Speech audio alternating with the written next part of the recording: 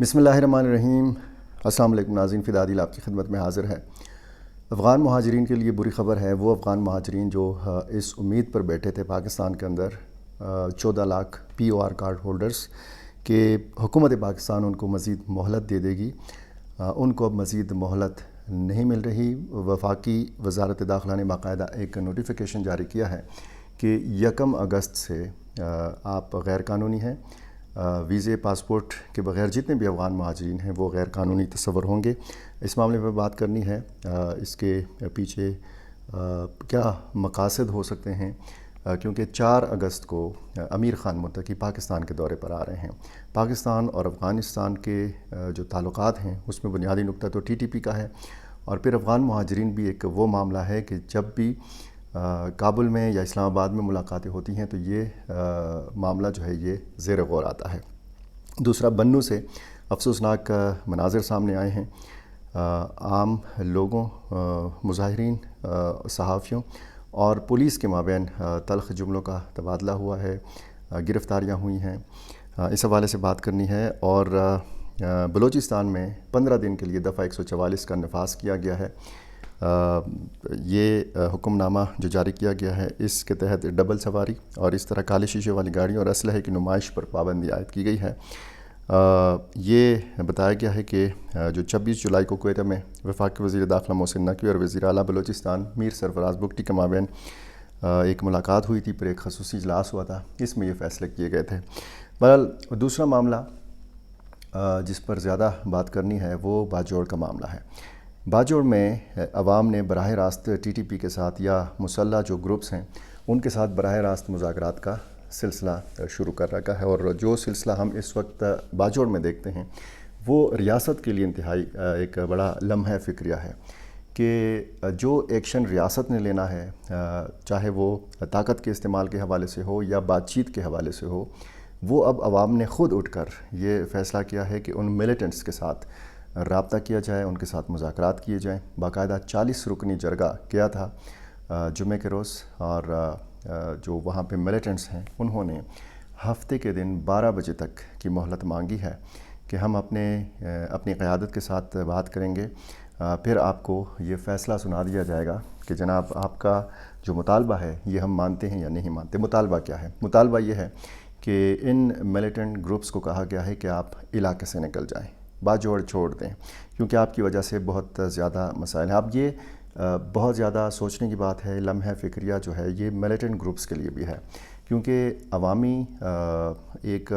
زمانہ تھا کہ جب باقاعدہ خواتین اپنے زیور دیا کرتی تھیں ایسے گروپس کو، باقاعدہ چندہ کھلم کھلا ہوتا تھا، مساجد کے اندر ہوتا تھا، بازاروں کے اندر ہوتا تھا ان ملیٹنٹ گروپس کے لیے۔ اب وہ صورتحال نہیں ہے۔ اب جو صورتحال اس وقت ہم دیکھ رہے ہیں، خصوصاً باجوڑ کے حوالے سے اگر آپ بات کریں اور پھر ریاستی ذمہ داریوں کے حوالے سے آپ بات کریں، پھر یہ ایک بہت بڑا سوال ہے کہ جب یہ 40 رکنی جرگہ جاتا ہے اور وہاں پہ ملیٹنٹ گروپس کے نمائندگان سے یہ مذاکرات کرتا ہے، تو ظاہر ہے کہ یہ جگہ جو تھی یہ کوئی خلا میں موجود نہیں تھی، یہ اسی باجوڑ میں موجود تھی یا باجوڑ کے پہاڑوں میں موجود تھی۔ تو پھر ملیٹنٹس کے جو ٹھکانے ہیں یا ان کے جو مراکز ہیں یہ پھر نظروں سے اوجھل کیوں ہیں؟ اگر عام لوگوں کو پتہ ہے، اگر وہاں کے جرگہ کے جو مشران ہیں ان کو پتہ ہے، اور ظاہر ہے کہ میں نے ایک جو ویڈیو آپ کو اس میں نے تفصیل سے بتایا تھا، اور ان خدشات پر میں نے تفصیل سے بات کی تھی کہ وہ کون سے خدشات ہیں، وہ کون سے عوامل ہیں، وہ کون سی چیزیں ہیں کہ جو رفتہ رفتہ خیبر پختونخوا کو خانہ جنگی کی طرف لے کے جا رہی ہیں۔ خانہ جنگی، اب دیکھیں اگر یہ ملیٹنٹس جو ہیں یہ بات نہیں مانتے، اس جرگے کا جو مطالبہ ہے یہ نہیں مانتے، جرگہ ناکام ہو جاتا ہے، مذاکرات ناکام ہو جاتے ہیں، یا پھر ان ملیٹنٹ گروپس کی قیادت کہہ دیتی ہے کہ نہیں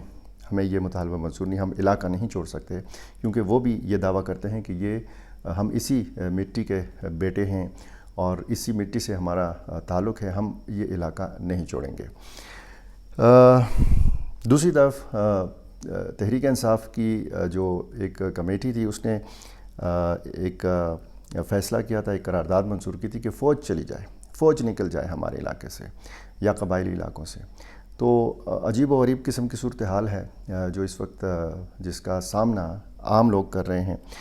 خصوصاً باجوڑ کے لوگ کر رہے ہیں، بنو کے لوگ کر رہے ہیں۔ بنو میں جو صورتحال ہے، آپریشن ہوا، 1 ڈیڑھ دن تصاویر آئیں، ویڈیوز آئیں، بختر بند گاڑیاں نظر آئیں، پولیس کی فورسز کی نفری نظر آئی، کھایا پیا کچھ نہیں اور گلاس توڑا 12 آنے، کوئی نتیجہ برآمد نہیں ہوا۔ بدامنی کے خلاف بنو پریس کلب کے سامنے ایک احتجاج ہوا جس میں مرید حیات ایڈوکیٹ بھی موجود تھے۔ مناظر بڑے افسوسناک جو ہیں وہ سامنے آئے کہ جب تلخ جملوں کا تبادلہ ہوا پولیس کے ساتھ، مظاہرین کے ساتھ، اور پھر گرفتاریاں ہوئیں، مرید حیات ایڈوکیٹ کو گرفتار کیا گیا، وہاں پہ صحافیوں سے موبائل چھینے گئے۔ احسان خٹک بنو کے سینئر صحافی ہیں، ان کا جو ہے موبائل چھینا گیا۔ اب یہ جب اس قسم کے اقدامات ہوتے ہیں تو پھر فاصلے بڑھتے ہیں، فورسز اور عوام کے فاصلے بڑھتے ہیں۔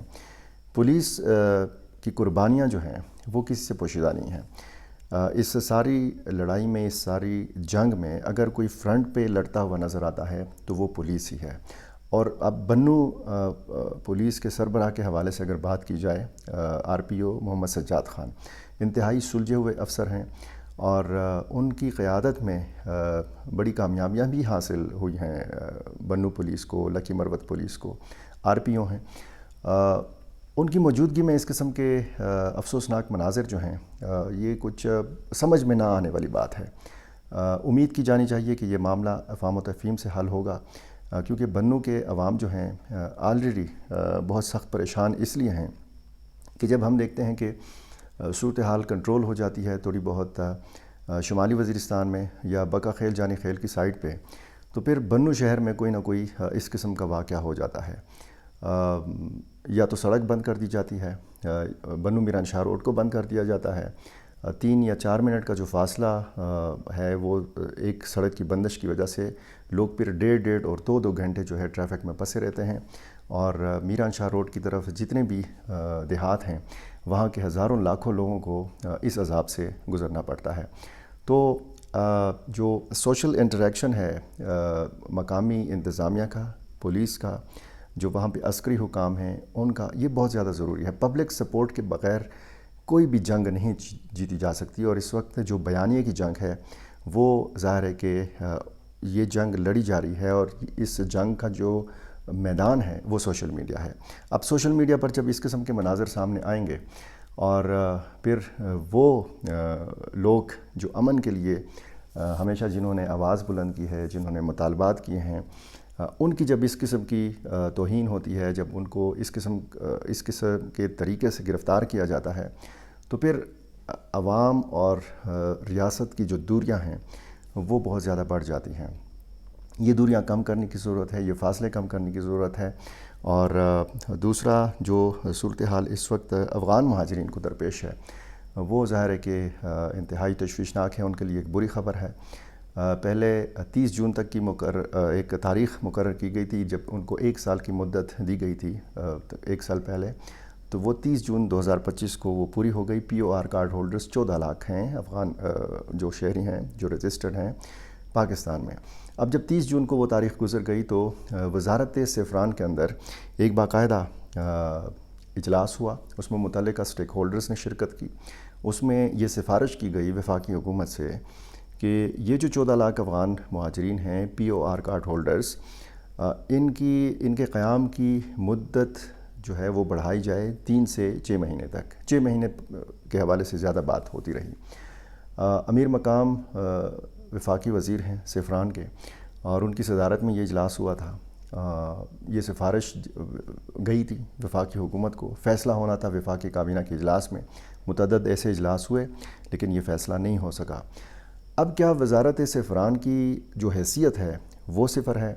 کیا انجینئر امیر مقام کی جو سے ہے، جو ان کی بات ہے، ان کی کوئی حیثیت نہیں ہے؟ ان کی جو تجویز ہے اس حوالے سے کہ لوگوں کو، ایسے افغان مہاجرین کو کہ جن کے یہاں پہ اثاثے ہیں، ان کو موقع ملنا چاہیے، ان کو مہلت ملنی چاہیے، اور ایک میکینزم جو ہے وہ ترتیب دینا چاہیے، ایک طریقہ کار ہونا چاہیے، اور مرحلہ وار جو ہے وہ واپسی ہونی چاہیے۔ اچانک سے یہ کہہ دینا کہ جی 1 اگست سے آپ غیر قانونی ہیں، جن کے پاس پاسپورٹ ویزا نہیں ہے، وہ سارے کے سارے افغان مہاجرین اب غیر قانونی ہیں، آپ یہاں سے تشریف لے جائیں۔ اور دوسرا مزے کی بات اس میں یہ ہے کہ تاثر یہ ہے کہ افغان مہاجرین کے انخلاء کے حوالے سے جو وفاقی حکومت کا فیصلہ ہے، خیبر پختونخوا حکومت اس فیصلے کی مخالفت کرتی ہے، یا ان کے اپنے تحفظات ہیں وزیر اعلیٰ خیبر پختونخوا علی امین گنڈاپور کے، وہ کہتے ہیں کہ جو یہاں پہ پیدا ہوئے ہیں پاکستان کے اندر افغان مہاجرین، ان کو پاکستان کی شہریت ملنی چاہیے، اور اگر ہم وفاقی دارالحکومت میں یا پنجاب میں یا سندھ میں بہت زیادہ سختی دیکھتے تھے افغان مہاجرین کے اوپر، پکڑ دکڑ دیکھتے تھے، تو خیبر پختونخوا میں ایسی صورتحال نہیں تھی۔ اب حکومت خیبر پختونخوا کا جو محکمہ ہے داخلہ، اس کی طرف سے بھی نوٹیفیکیشن جاری کر دیا گیا۔ ایک تو وفاقی حکومت، وفاقی وزارت داخلہ کی طرف سے یہ نوٹیفیکیشن ہے، اور دوسری طرف صوبائی حکومت کی طرف سے بھی یہ نوٹیفیکیشن جاری کیا گیا ہے کہ جی آپ 1 اگست سے غیر قانونی تصور ہوں گے تو کسی قسم کی تکلیف سے بچنے کے لیے براہ کرم آپ اپنے ملک تشریف لے جائیں۔ یہ اس قسم کا جو ایک نوٹیفیکیشن ہے وہ جاری کیا گیا ہے۔ بہرحال سوال ہے امیر مقام کی حیثیت کے حوالے سے، محسن نقوی وزارت داخلہ کے انچارج ہیں، وزیر داخلہ ہیں، حال ہی میں وہ کابل گئے تھے، ان کی ملاقات ہوئی وہاں پہ متعلقہ حکام سے، بلکہ سراج الدین حقانی سے۔ اس سے پہلے وزیر خارجہ اسحاق ڈار گئے، ان کی بھی سراج الدین حقانی سے ملاقات ہوئی، اور امیر خان متقی سے اور وزیر اعظم مولا محمد حسن اخون سے ملاقات ہوئی۔